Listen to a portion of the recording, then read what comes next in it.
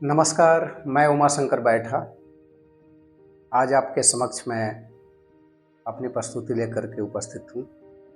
जैसा कि पहले से आपको पता है कि जयंती विशेष में आज के दो जो लेजेंड है, महापुरुष हैं, जिसमें एक है राष्ट्रपिता महात्मा गांधी और दूसरे हैं लाल बहादुर शास्त्री। इन दोनों महापुरुषों के बारे में मैं जितना भी कहूँ या आप भी, वो बहुत कम है, क्योंकि देश के लिए इन्होंने जो भी योगदान दिया है, ये सिर्फ हमारे देश के लिए ही नहीं बल्कि जितने भी मजलूम है, जो शोषित है, जो किसी भी देश के क्यों ना हो, उस सब के लिए एक प्रेरणादायक रहे हैं। इसमें सबसे पहले मैं बात करूंगा महात्मा गांधी की। आखिर महात्मा गांधी, उनका नाम कैसे पड़ा, राष्ट्रपिता कैसे कहा गया, इन सब के बारे में मैं बारी बारी से चर्चा करूंगा। लेकिन आज सबसे पहले मैं शुरू करूंगा इनके जन्म के बारे में, जो कि गुजरात के पोरबंदर नामक स्थान पे, और वहाँ पे 2 अक्टूबर 1869 ईस्वी को इनका जन्म होता है। और इनके पिता करमचंद गांधी, इनका पूरा नाम हुआ मोहनदास करमचंद गांधी। जो शुरुआत होती है, इनकी पढ़ाई होती है, उसके अलावा ये विदेश जाते हैं। ये ब्रिटेन, लंदन से बैरिस्ट्री करते हैं, वहाँ वकील, यानी ये साधारण तो नहीं थे, सब कुछ करते हैं। उसके बाद भारत से देखा जाए तो उस समय जो है साउथ अफ्रीका में सबसे पहले ये चले जाते हैं। एक लाला अब्दुल्ला हुआ करते थे, उनका केस लड़ने के लिए इनको साउथ अफ्रीका जाना पड़ता है। साउथ अफ्रीका जाने के बाद सर्वप्रथम वहाँ देखते हैं कि वहाँ भी काले और गोरे का भेद कम नहीं होता है, काफ़ी परेशानियाँ हैं। भारतीय वहाँ पे पहले से मौजूद थे और उनकी दिन दशा देखने के बाद इनके मन में ऐसी बातें आती हैं, जैसा लगता है कि सिर्फ भारत ही नहीं बल्कि दुनिया के और भी ऐसे देश हैं जो अंग्रेजों के द्वारा सताए जाते हैं। और इन्होंने बहुत सारी चीज़ें वहीं पे कर लिया था। सबसे पहला सत्याग्रह आप देखेंगे तो साउथ अफ्रीका में ही कर लिया, और वहाँ पे भी इन्होंने वो काम कर दिया जिससे टॉलस्टॉय फर्म की स्थापना भी करते हैं। टॉलस्टॉय फर्म जो होता है, क्योंकि टॉलस्टॉय एक, आप लोगों ने नाम सुना होगा, जो रूस के थे और पूरी दुनिया में उनकी 2 पुस्तकें काफ़ी फेमस रही है, जिसमें युद्ध और शांति और दूसरा आना करेनिना, ये दोनों किताबें उन्होंने लिखा था। उन्हीं के समकालीन आप कह सकते थे, लेकिन इनसे सीनियर थे टॉलस्टॉय, और वो भी लगभग इन्हीं के रास्ते पे चलते थे। इसलिए महात्मा गांधी जो है, इन्होंने अपना आदर्श भी माना था। बात करेंगे महात्मा गांधी की। आगमन होता है भारत में उनका 9 जनवरी 1915, जिसको हम लोग प्रवासी दिवस के रूप में मनाते हैं, क्योंकि उनका आगमन होता है। और वहाँ पे जब आगमन होता है तो सबसे पहले अपने राजनीतिक गुरु जो गोपाल कृष्ण गोखले को बनाते हैं और उनसे प्रेरणा देते हैं। कहते हैं कि मैं कहाँ से शुरू करूँ, मुझे भारत की राजनीति में जानना है, समझना है, इसको कहाँ से शुरू करूँ। और उन्होंने कहा कि सबसे पहले अगर तुम्हें कुछ करना है तो सबसे पहले भारत का भ्रमण करो, हर गाँव में जाओ, जगह जगह जाओ। जैसा कि अगर तुम ये देखोगे तो तुम्हें एहसास होगा, तुम जियोगे तो लगेगा कि भारत में कितनी परेशानियाँ हैं, कितनी दुर्दशा है, यहाँ के लोगों का जनजीवन कैसा है। जब तक तुम जानोगे नहीं, भ्रमण नहीं करोगे कुछ भी। इसलिए कहा जाता है कि यात्राएं जरूर करनी चाहिए। Travel is the source of knowledge, और यात्राएं करने से ही आपके समक्ष कुछ न कुछ होता है। आप एक जगह पे बने रहेंगे तो आपके जीवन में वो सब कुछ हासिल नहीं कर सकते। आप यात्रा कीजिए, वहाँ के जनमानस से मिलिए, आबू हवा देखिए, अलग अलग राज्यों में जाइए, जिससे कि वहाँ की लोगों की सोच क्या है, आपकी सोच क्या है। जब एक्सचेंज होगा तो ऑटोमेटिक क्या होगा कि बहुत सारी बदलावें आएंगी, आपके अंदर भी बहुत सारा परिवर्तन होगा। आप जहाँ पे हैं सिर्फ वही जीवन मत। और यही हुआ।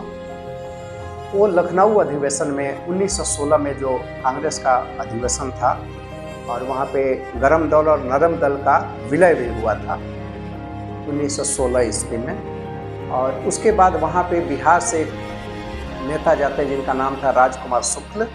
वहाँ पे नील मजदूरों की जो हालत है उसको लेकर के वहाँ जाते और वो मिलते हैं महात्मा गांधी से। और वहाँ पे उन्होंने उनको न्योता दिया कि आप बिहार आएँ और हमारे चंपारण में आइए। वहाँ पे जो मिल मालिकों ने और जो नील आंदोलन जो अंग्रेजों ने जो हाल कर रखा, वहाँ पे तिनकठिया प्रणाली है, वहाँ पे आप आइए और इन किसानों की बात सुनिए, क्योंकि हमारी भूमि जो है वो बंजर होती जा रही है। लंबी कथा है, खैर मैं संक्षेप में इसको करता हूँ। उसके बाद वहाँ पे जाते हैं और वहाँ की हालत देखते हैं, बहुत बुरा हाल होता है। भारत में पहला सत्याग्रह आप देखेंगे तो 1917 में ये जाते हैं, जबकि ये सीधे पटना आते हैं। पटना से होकर के वहाँ पे कुछ नेता और डॉक्टर राजेंद्र प्रसाद भी वहाँ पे थे, उसके अलावा अनुग्रह नारायण सिंह, ये सभी लोग साथ में होते हैं। वहाँ पे चंपारण जाते हैं, वहाँ भी आंदोलन करते हैं, वहाँ से निजात ले जाते हैं। 25% जो है वहाँ वापस आंदोलन के बाद मिला था, जो भी इनकी भूमि जो है वो चली गई थी, बंजर भूमि हो गई थी, अनुदान के रूप में वो 25% वापस देना पड़ा था। बात वहाँ नहीं है। आप अगर सोचेंगे कि आखिर ये अपने वस्त्र, जो एक वकील बैरिस्टर, जो पूरी दुनिया में आप देखा जाए तो गांधी जी को आप ऑर्डिनरी न समझे, साधारण न समझे। जो इंसान ब्रिटेन से वकालत किया हो, जो ब्रिटेन में रह करके और वहाँ से वकील की पढ़ाई की हो, साउथ अफ्रीका जाकर अपना केस लड़ता हो, वो इंसान साधारण कैसे हो सकता? वो इंसान साधारण हो ही नहीं सकता। लेकिन उन्होंने सोचा कि इसको बोले इमोशनल इंटेलिजेंस। उनके दिमाग में ये बात आया कि हम भारत में रह के यहाँ की राजनीति में कैसे हिस्सा लें और किस तरीके से लोगों को समझाएं कि मैं भी उन्हीं के बीच का इंसान। एक घटना घटती है चंपारण में, जिसमें किसी घर में जाते हैं, वहाँ पे किसी महिला से मिलते हैं। ऐसा कहा जाता है, किंवदंती भी है या सच भी है ये बात। आप इसे ये माने कि वहाँ जाते हैं तो एक महिला जो थी घर से बाहर नहीं निकल रही थी। इन्होंने सोचा कि काफ़ी देर इंतजार किया, घंटे 2 घंटे लगे, लेकिन उन्होंने सोचा कि नहीं, मैं वेट करूँ। उसके बाद वो महिला जो है, उसकी बहन जो है वो बाहर कहीं गई। वो जब उसकी बहन आती है और उसके बाद थोड़ी देर में वो महिला बाहर आती है, और बार बार यही बहाना था कि मैं बाथरूम में हूँ, मैं थोड़ी देर बाद आप कृपा करके इंतजार करें। जैसे वो महिला बाहर आती है तो उन्होंने पूछा, क्या मैं पूछ सकता हूँ कि इतना समय आपने कहाँ लगाया? उसके बाद ये कहती है कि देखिए, हमारे पास सिर्फ एक ही साड़ी है। एक समय में हमारी बहन पहन के जाती है, जब वो बाहर से घर आती है तब मैं पहन के उसको बाहर आती हूँ। ये हालत सुनने के बाद महात्मा गांधी के मन में एक अजीब भ्रम हुआ। उन्होंने कहा कि मैं देश में किस हालत में रहूं। उन्होंने अपना हुलिया ही बदल दिया। कहा कि सिर्फ उतना ही वस्त्र हमें लेना है शरीर पे जिससे हमारा मान सम्मान बचा रहे, तन ढका रहे, बस। उन्होंने सिर्फ धोती को सहारा बनाया। उस दिन से उन्होंने त्याग कर दिया कि किसी भी हाल में मैं इस देश की आज़ादी तक, जब तक हमारा भारत सुधर नहीं जाता, जब तक अंग्रेज ये चले नहीं जाते, तब तक मैं अपने वस्त्र को पूरा वस्त्र देना। एक लाठी और धोती के सहारे इन्होंने 1917 से लगाए और 1948 तक, जब तक वो जीवित रहे, उन्होंने दूसरा कोई भी वस्त्र नहीं पहना, सभी का त्याग कर। कोई साधारण तो नहीं हो सकता। दुनिया में कहा गया है कि देखा जाए तो बौद्ध धर्म जो होता है उसमें अहिंसा का पाठ महात्मा बुद्ध ने करा था। उन्होंने बौद्ध धर्म को की जो अहिंसा वाली बात है उन्होंने अपने जीवन में उतारा, और अहिंसा में इतनी शक्ति होती है कि अहिंसा के दम पे पूरे भारत को, साउथ अफ्रीका में यही कांड हुआ था, उनके ट्रेन से उतार दिया गया था, उन पे गंदा फेंक दिया गया था। अंग्रेज कोई था, उसने ट्रेन पे गंदा फेंक के उतार दिया, उनको गालियां दी गई। उन्होंने उसी समय प्रण कर लिया था कि मैं इसी अहिंसा के दम पर तुम्हारे साथ वो करूंगा, तुमने तो सिर्फ मुझे ट्रेन से उतारा है, मैं तुम्हें पूरे भारत से यहाँ से भगा के रखूंगा। उन्होंने किया। ये अहिंसा की शक्ति है। उन्होंने अहिंसा के दम पर पूरे भारत को एकजुट किया। अगर अंग्रेज किससे डरता था तो सिर्फ गांधी जी से डरता था। अगर आप सपोज दैट कि आप अगर क्रांतिकारी बनना चाहते हैं तो आप खून खराबा करेंगे, गोली मारेंगे, उधर से चलेगी, जिसकी शक्ति ज़्यादा होगी वो जीत सकता है।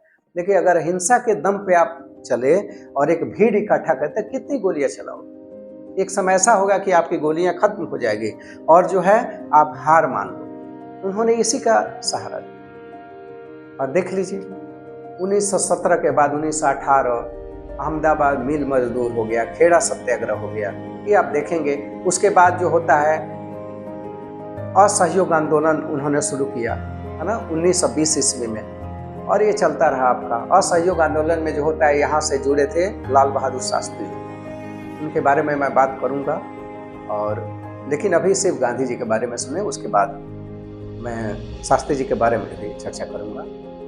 अब यहाँ पे क्या होता है कि उन्होंने जिस दिन 1917 में नील आंदोलन यानी कि चंपारण सत्याग्रह किया, उसी समय गुरुदेव रविंद्रनाथ टैगोर ने उनको महात्मा की उपाधि दी। तब से उनका नाम हो गया महात्मा गांधी। दूसरी तरफ 1930 में जब सविनय अवज्ञा आंदोलन शुरू होता है, उसमें उन्होंने साबरमती आश्रम से लेकर के और नमक सत्याग्रह जाकर के नमक आंदोलन को तोड़ा, उन्होंने विरोध किया, अवज्ञा की, और उस समय सुभाष चंद्र बोस ने उनको राष्ट्रपिता की उपाधि दी।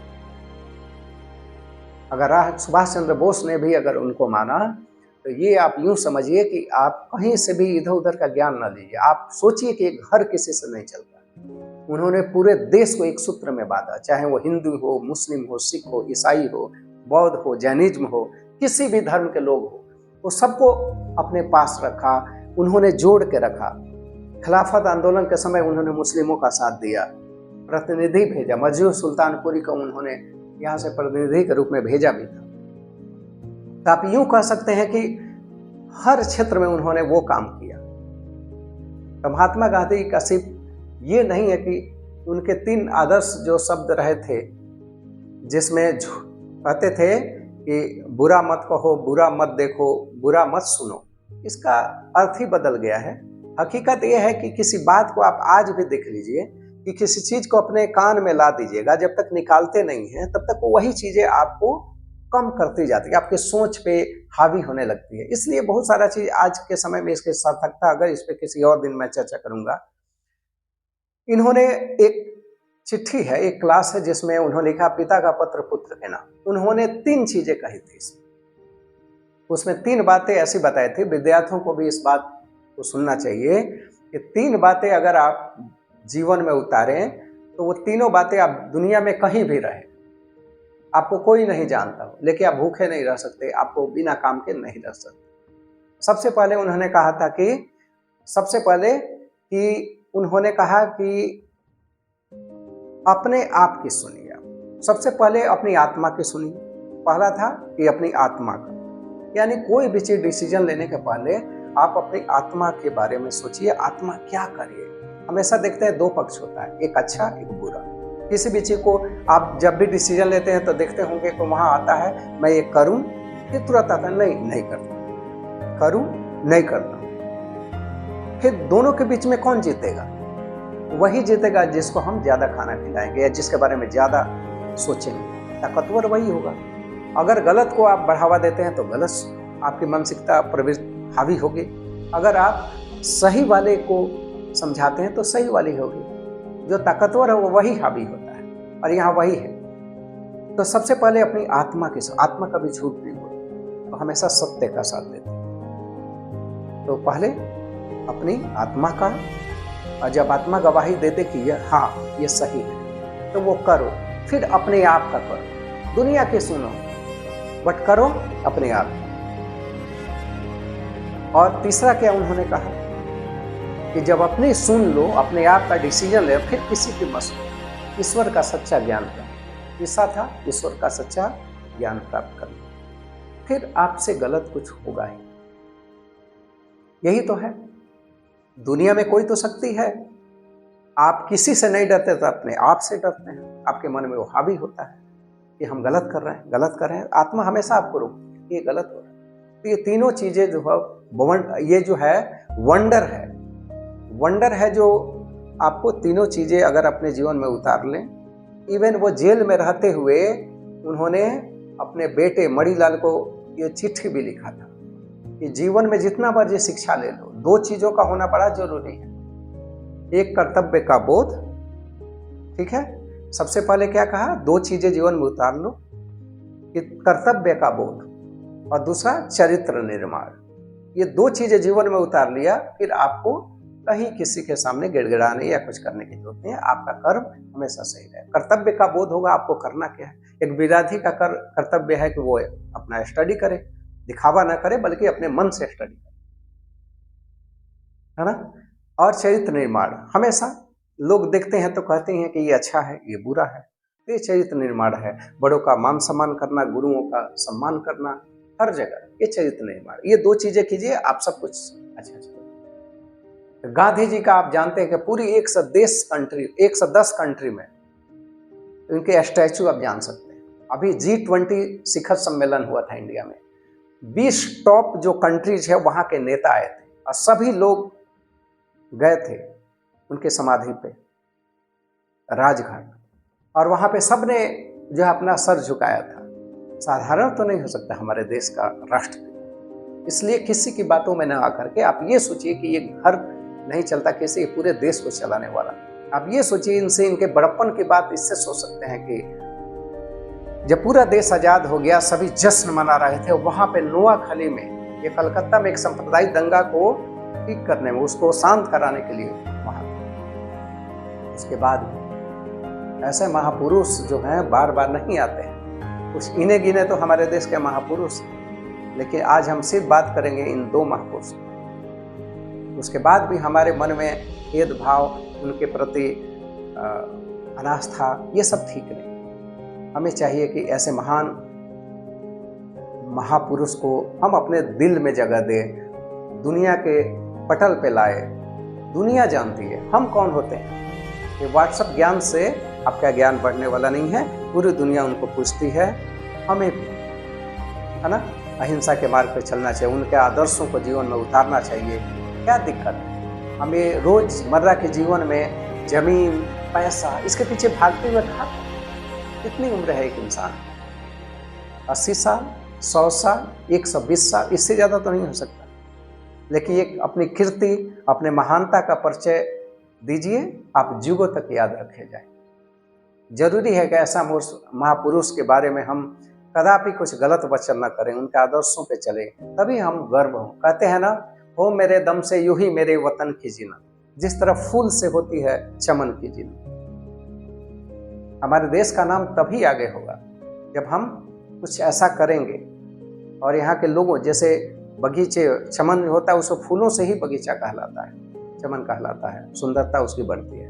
हमारे देश में अगर सुंदर लोग होंगे, कुछ अच्छे काम करेंगे, उससे हमारे देश का नाम होगा, जैसे गांधी जी। तो आज राष्ट्रपिता महात्मा गांधी और उसी नेक इंसान का 30 जनवरी 1948 में एक सिरफिरे नाथूराम गोडसे ने, जब बिरला फॉल जा रहे थे प्रार्थना सभा में, उसी समय गोली मार दी। अंत में उनके मुंह से यही निकलता है, हे राम। अच्छा नहीं लगता, लेकिन हाँ, जो सही है उसके साथ तो ऐसा होता ही। उसको कठिनाइयां आएगी, हर रास्ते मुश्किल हो जाएंगे।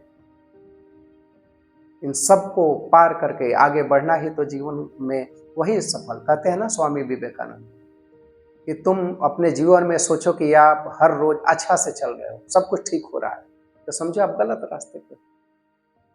जब तक जीवन में संघर्ष न हो, एक विद्यार्थी जो होता है वो जब तक पढ़ाई न करे, संघर्ष, क्या गर्मी, क्या ठंड, क्या बारिश, ये सब चीजों से ऊपर सोचेगा, तब वो आगे बढ़ेगा। अगर ये सब नहीं है तो कहाँ, वो आज आराम करेगा तो कल हराम होगा उसके लिए। ये सब कुछ हमारे महापुरुषों ने किया। तो गांधी जी की जयंती पे विशेष मेरी ओर से उनको, उनकी जयंती की ढेर सारी शुभकामनाएं आप सभी को। और इनकी एक प्यारा भजन होता था हमेशा गांधी जी, रघुपति राघव राजा राम, पतित पावन सीताराम, सीताराम सीताराम, भज प्यारे तू सीताराम। रघुपति राघव राजा राम, पतित पावन सीताराम। ईश्वर अल्लाह तेरो नाम, सबको सन्मत दे भगवान, रघुपति राघव राजा राम, पतित पावन सीताराम।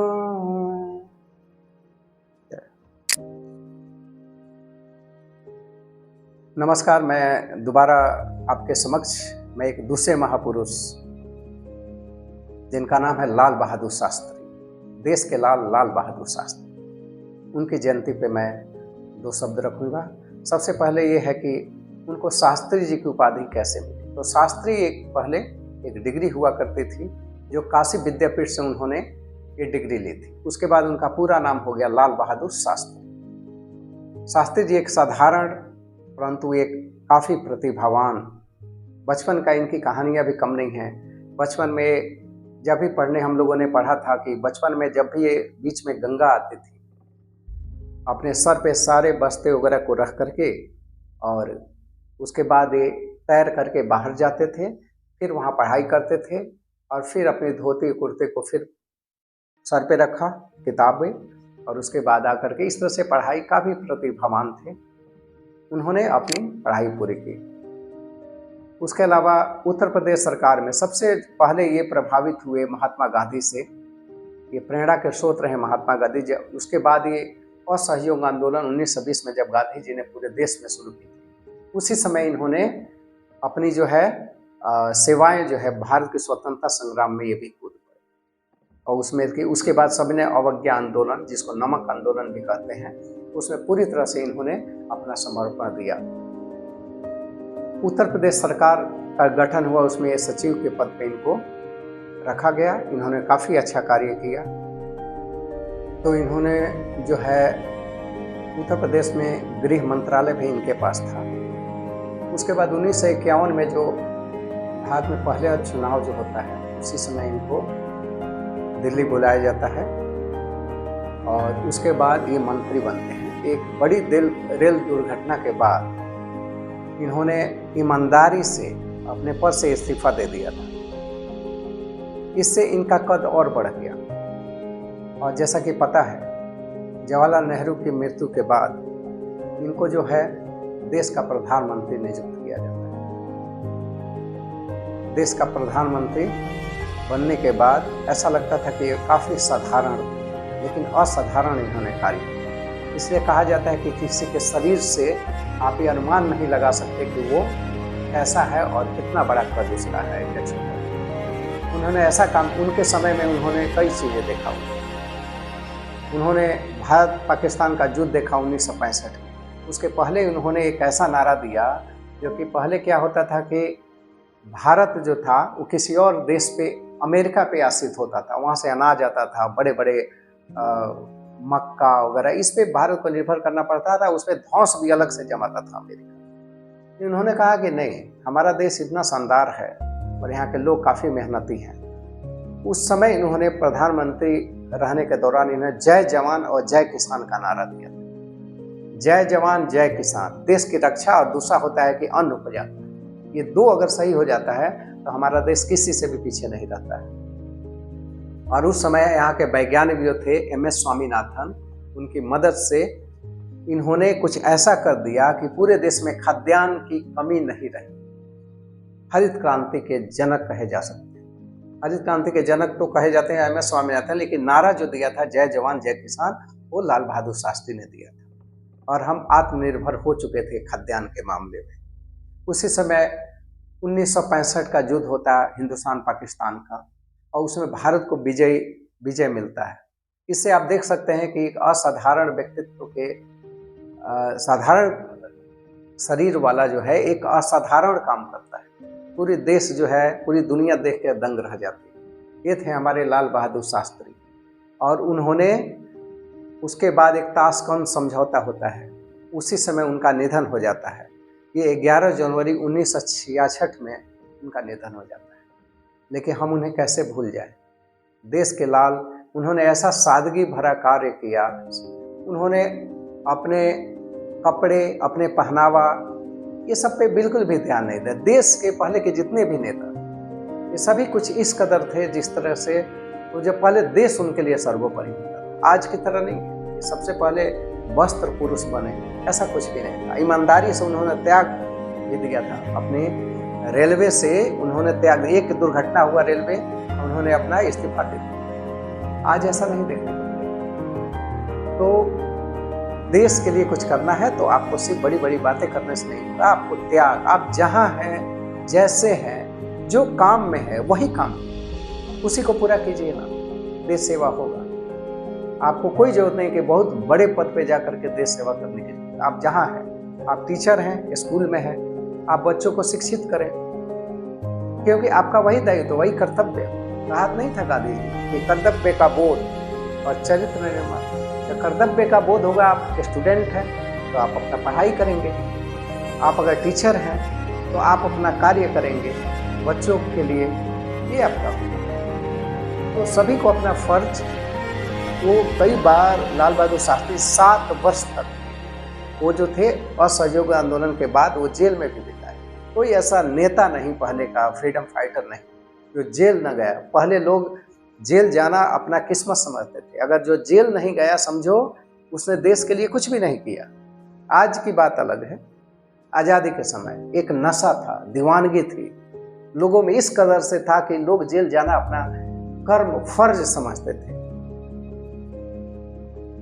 और देश ने दिया, जब आज़ादी हुआ तो उनके लिए भी हमने, फ्रीडम फाइटर के लिए बहुत सारी चीज़ें आज भी है, फैसिलिटीज रखना भी चाहिए। उन्होंने अपनी जवानी कुर्बान जो किया था इस देश के लिए, आज हम आराम से ऐशो आराम की जिंदगी जीते। किसकी बदौलत?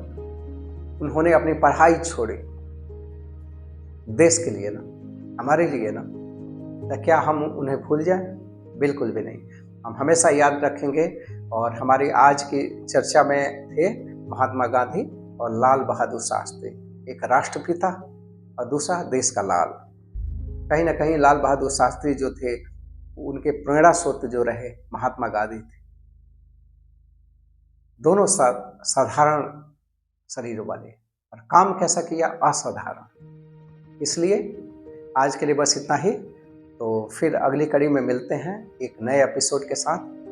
तो आप मुझे इजाज़त दीजिए। मैं उमा शंकर बैठा, आज के लिए बस इतना ही। शुक्रिया, धन्यवाद।